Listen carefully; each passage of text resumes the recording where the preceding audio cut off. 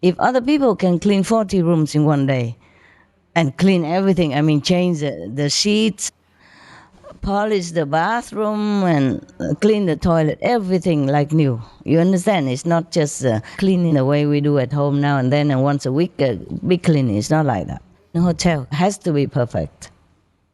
Yeah, especially the first class hotel. 4-star, or 5-star. Then you have to do it like that. So you cannot say that there are not enough people here. Yeah? I don't expect them to clean 20 rooms per day. Of course not. But every day 2-3 rooms, and every room always perfect. And whenever disciples come, we'll always have rooms. I say like this, if they come in, they stay, they get sick. You like to go and live in such a room like this? Smells like that?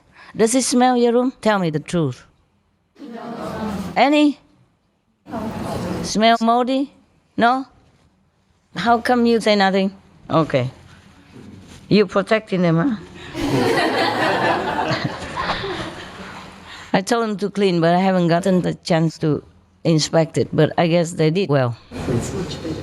Yeah? Much better. Much better? Yes. Only better? Yes. Oh. You saw it before, right? Yes. When? Maybe a month ago? months ago. Uh-huh. So it was very bad? You came in, you had to clean? No, it just felt moldy. Yeah, I know. It's humidity. Yes. Because of not opening the window and door and all that when it's fresh weather, yeah. We have everything. We even have aircon. So if you turn on the aircon, take turns to turn on aircon every 2-3 rooms here, 2-3 rooms there, whenever necessary, then the smell is not too bad. Or open a window and really clean well, then it won't be like that. Or change the bed sheets and all that. So you know now, huh? So last week I came back here. I checked and, just one room, then I knew every other room. 2 rooms. I look in 2 rooms. Then I knew. Even my office smell awful. Smell like many years nobody cleaned. Yeah, incredible. So I'm telling you, don't say that you don't have time to meditate. If you have time, you don't do anything also. You don't meditate that well. You also sleep like that. In fact, because you're working outside, you come home, you appreciate more your free time. And you meditate even better. You're more appreciative, more eager to meditate. People who have a lot of time don't do anything. Don't even meditate well. That's why the level is still low. Even low positive, not to talk about low level yet. One of the residents is here, I'm not talking behind their back. I said, what do you mean don't have enough people? How many more people you want me to have here? Are you sure only 6 people? At least 8 people. What I mean is, we have 8 people or 10 people here. I said, how many more people you want me to put in this hotel? We have only 20-something rooms available. 10 people take up 10 rooms already because nobody here, so they take up the rooms. So if I bring more people here, then the whole hotel, the whole center is full of cleaners and grass cutters, olive pluckers. Yeah.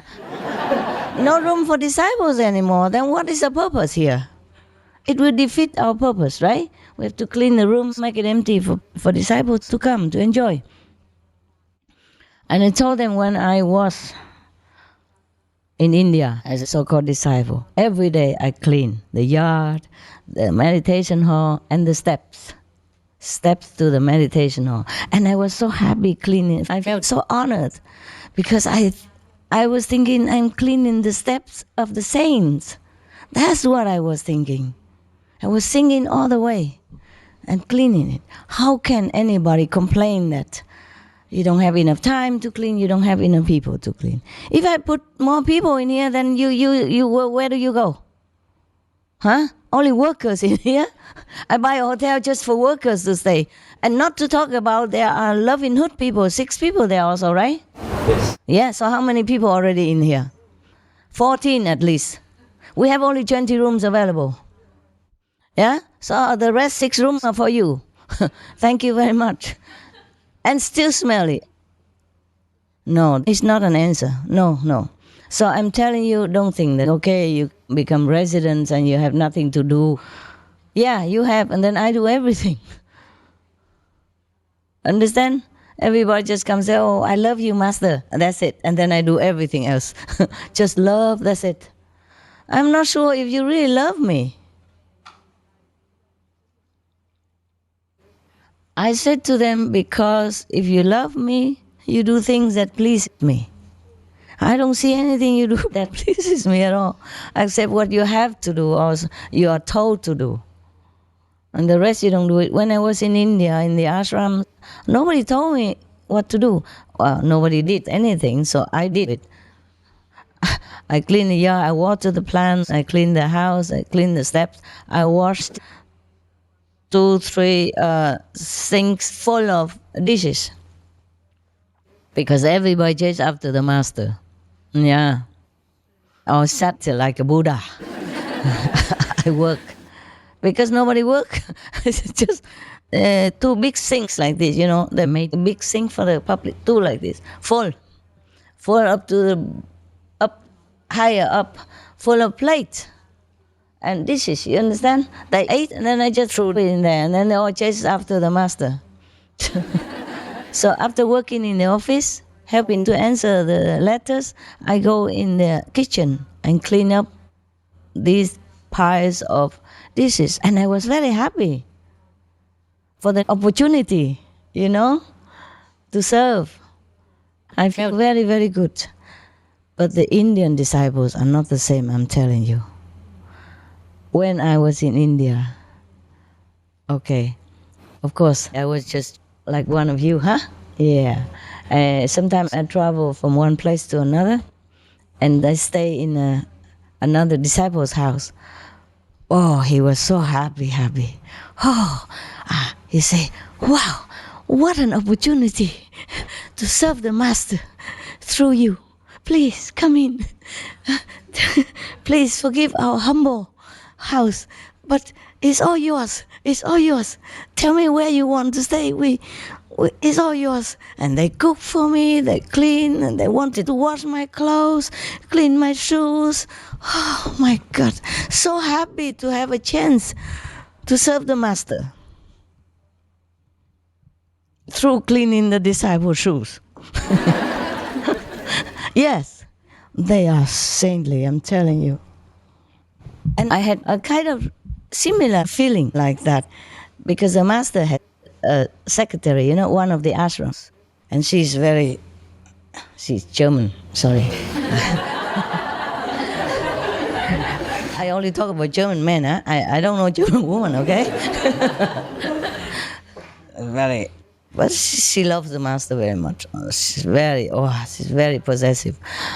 But I felt, because she served the master, if I serve her, because she's, you know, the master is all hers, you know, nobody can serve the master. Sometimes I feel the master talk a lot and the voice was maybe a hoarse voice. Because he went out, lecture, and came back, talked to us, so I made lemon juice in the kitchen with a little sugar, gave it to him. Oh, he liked it.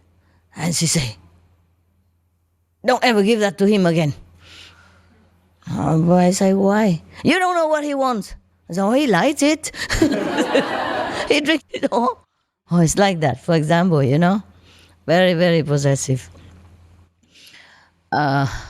Maybe I should have asked her permission, but I didn't think. He's also my master, I said. Why can you just serve him and nobody else? But I didn't always do that, you know, only now and then. Or like when he go and sit, and they didn't give him a proper seat, the Germans.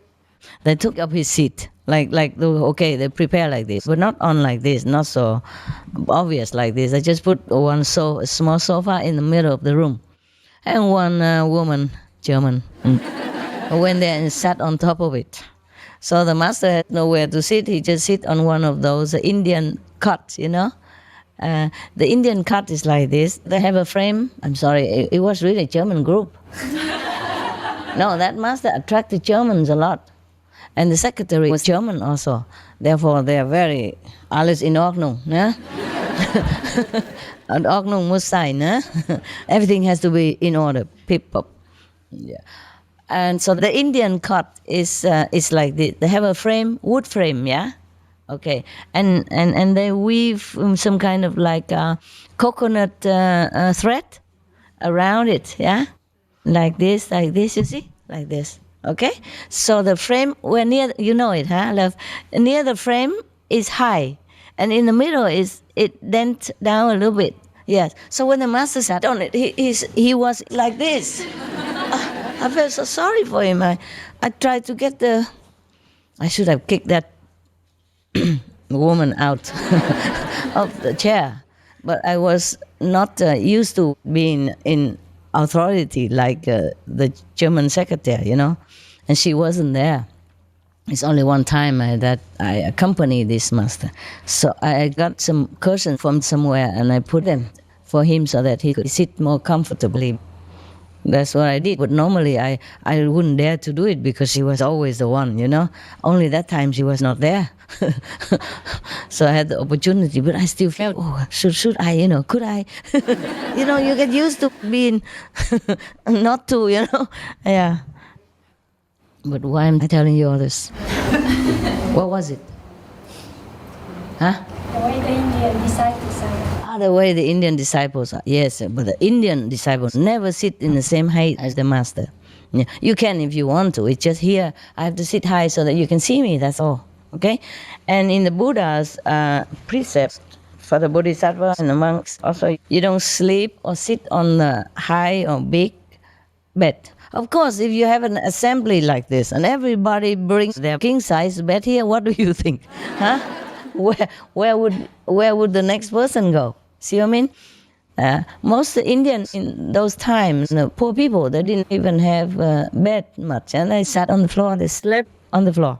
It's hot climate anyway. It's cooler like that.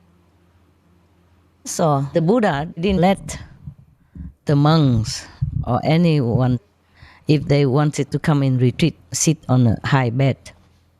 Yeah. So it became like a tradition, eh? But it's logical, no?